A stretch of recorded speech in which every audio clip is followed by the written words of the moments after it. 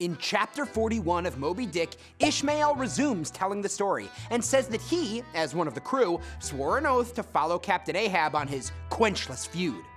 Then he gives some of the history of the white whale involving encounters with whaling ships, each time ending in some disaster for the ship and crew, ranging from minor injuries to serious ones, even fatalities.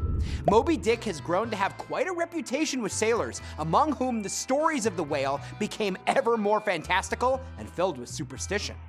Because of all these stories, many sailors believe that killing the white whale is impossible. Ishmael then describes the infamous confrontation between Ahab and Moby Dick that resulted in the loss of Ahab's leg, and the foundation of Ahab's subsequent vindictiveness toward the white whale as a monomaniac incarnation of all those malicious agencies which some deep men feel eating in them.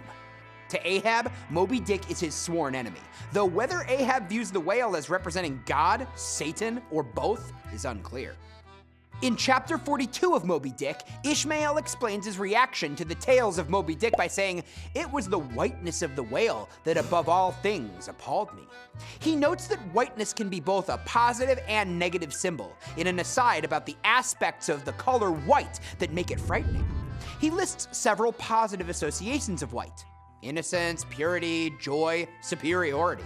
But then he says that white is also associated with frightening things, such as white sharks, death shrouds, corpses, ghosts, troubled water, and snowy, desolate landscapes. White is the absence of color, as well as a mixture, scientifically, of all colors. So it is, he speculates, white makes people think of annihilation. This section rounds out the reader's understanding of the situation aboard the Pequod, as the final main character, Moby Dick, is introduced in depth. Ishmael describes how, rumor by rumor and story by story, the whale's reputation grew. The ever more elaborate stories stem partially, he notes, from the superstitious nature of sailors, but they are also due to actual encounters with Moby Dick and other sperm whales. It's also important to note that Ishmael includes himself in his description of the oath-taking and shouting. And even though as an observer and narrator, he's somewhat distanced from the rest of the crew, he is still telling a story rich with omens, prophecies, and symbolism, and he is not immune to the mythical nature of Captain Ahab's quest to kill the white whale. Ishmael's tendency to use spiritual language seems very at home among the superstitious sailors.